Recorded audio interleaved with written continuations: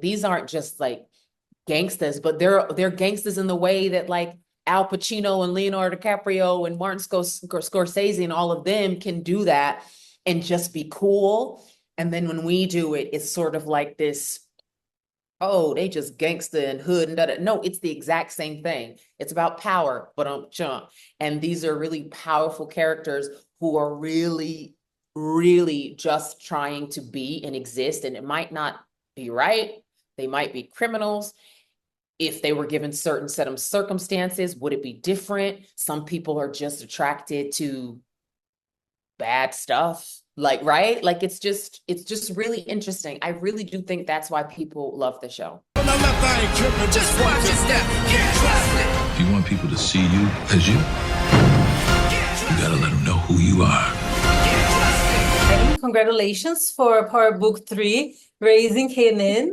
What a fantastic show. It's so amazing to see how the Power universe has grown in such a beautiful way with so many shows. How does it feel for you to be part of this universe that has 50 Cent involved from bottom to the top? How does that feel for you? It feels great. You know, it's nice to be able to be included in such a great universe. I mean, the OG Power was full of so many wonderful characters that audiences felt like they really knew and could follow.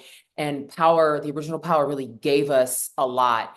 And, you know, credit to that, because without that, no one would want to know what, you know, the prequel was or a sequel would be. They want the storytelling to continue. So for me to be a part of it, to bring this new character to life, Raquel Thomas, in the prequel Power Book 3, it feels amazing. It feels incredible. We have the best fans in the world, and I'm just really happy to be included in that.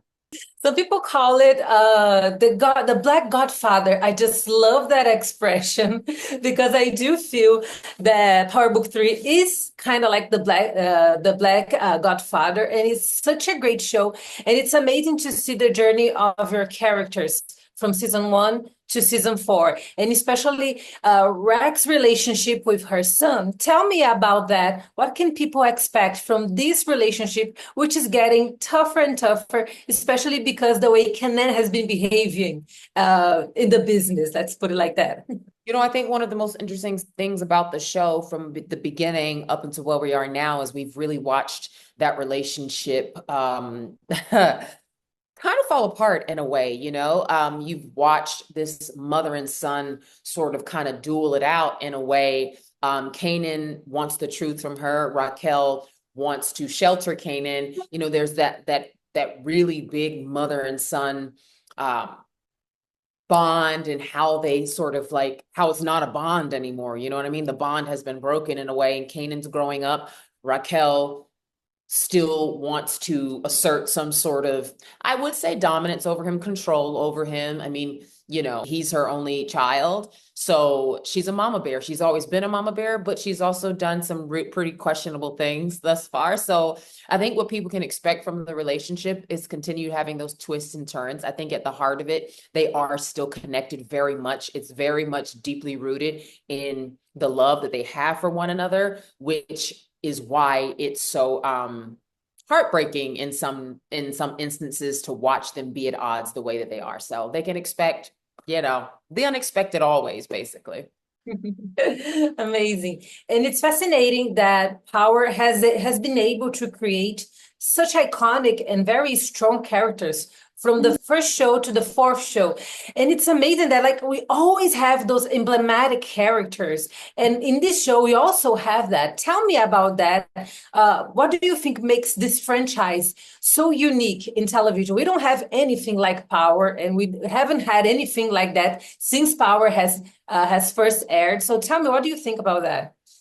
Yeah, I mean, I think it really is sort of these universal characters. At the end of the day, yeah, sure, they're characters that are they're heightened, but there is some sort of a universal theme: power, money, control. They're all things that no matter where you come from, what walk of life you're in, we all know something about that struggle, right? The family dynamic. I think there's always a really big family piece of the power shows. You know, Tommy's finding his new family, or in being like he's with his mom and his newfound brother in Force. And then there's the whole Tariq in this new spinoff is trying to find himself with no family, but then you have the Tejada family. Then you have the original Power Ghost is trying to, you know, legacy his family, keep his son from falling in to the same traps. And then you have Raquel, you have the Thomas family, you have this powerful, rugged, raw family, the beginning of the story, you know, these characters who are super flawed, but they're so ambitious. And all of these characters are fighting for their place in the world, fighting for their voice, fighting for the things they want. And I think that's what makes this universe so rich, is that people can identify with that. You know, there is a part of us that wants to be loved. There's a part of us that kind of, what does power feel like when we get power and what it causes people to do. And I think they're very flawed characters, right? Like, yeah, you have the good guys and the bad guys, but they're all basically, I like to say, fighting for their place in the world. And it's chaotic. And no matter where you come from, you kind of know what those experiences are. I always say the drugs and the violence and stuff, that's a side piece, but it's about human behavior. It's about how we show up in the world, what are our relationships like, and what those relationships cause us to do. I think that's what's just so cool about it. There's so many Raquels, there's so many women who have the weight of being the matriarch, trying to raise a child, being the CEO of a company, what that's like to walk in the world as a woman, and what that feels like, having people question you because you're a woman. You know, I think young boys finding themselves, it's an everyman story. Personally, for me, it's an everyman story, and it's like flawed, and that's what makes it so real, and that's what makes us want to watch, because it is so flawed. So yeah, long-winded way of saying I think there's something for everyone in the universe. I loved your answer. And I do think that the Power franchise is far from being over. And is there any other character that you think deserves a spin-off? Maybe a prequel or sequel? I don't know. I can just talk about from my show. I don't know. I think all of our characters are so interesting. I think Jukebox is interesting. I think, you know, wondering, you know, like in the OG Power, like where she's come from, like her life. I think Marvin has a very full life, and I think it'd be interesting to kind of figure out how he got to be in this place. Lulu, Rock, you know what I mean? Like the before she got to this place, because I think that's interesting to like what she had to go through to kind of get to this place of power. I think there's so many characters on the show, and shout out to our creative team, our writer Sasha Penn, for creating such real three-dimensional characters that you want to follow them. You know what I mean? The unique. I would love to see Tony Danza's character, Stefano. Like there's so many places that our show could go, like spin off in different characters, and that's in other shows as well. So I hope that writers like hear you, because I would love to see some of those stories like coming to life in new shows, because it's impressive the ability that the writers have to expand this universe in a way that keeps us entertained and keeps us engaged with the stories. It's fascinating because when we search for audience's perception in terms of the Power Book universe, it's amazing how much engaged they are and how much involved they are with all of those shows. This is a very unique fan base, wouldn't you say that?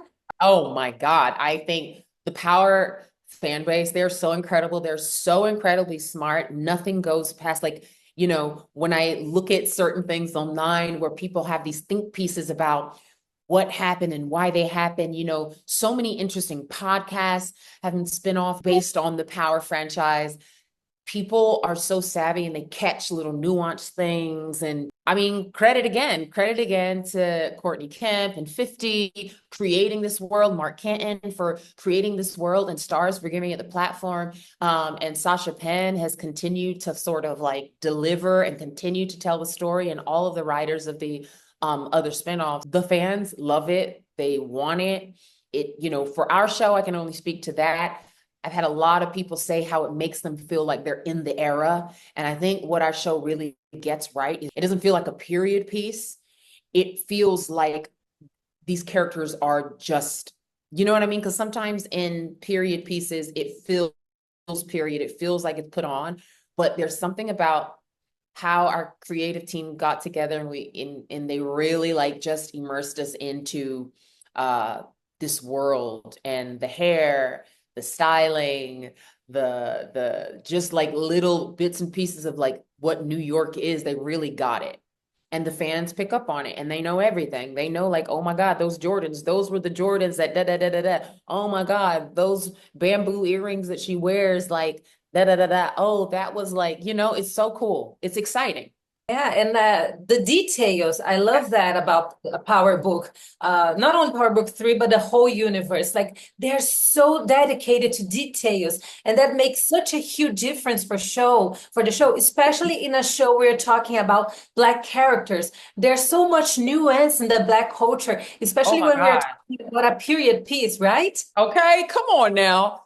That's what I'm talking about. You know what I mean? It's very nuanced. It's so big, like it's so vast, right? Like the experience is so different and depending on who you are. And I love that we really get an eye into different kinds of Blackness, or like what that means. Like, you know what I mean? And it's so cool that they really have gotten like so specific. There's the specificity to the work. It doesn't feel stereotyped. It doesn't feel put on. It doesn't feel lazy, right? Like sometimes in pieces like these, thugs and gangsters and sassiness become like the overarching like thing. And I hate it as an actor. I hate watching that.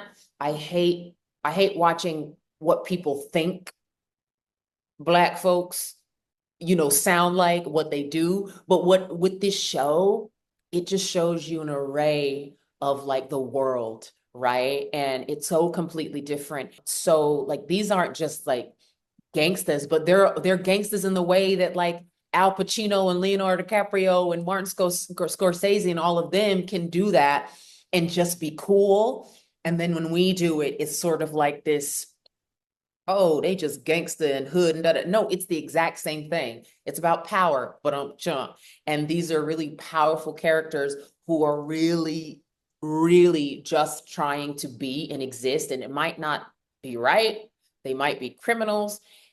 If they were given certain set of circumstances, would it be different? Some people are just attracted to bad stuff. Like, right? Like it's just really interesting. I really do think that's why people love the show. There's things that happen that seem like they didn't mean nothing at the time.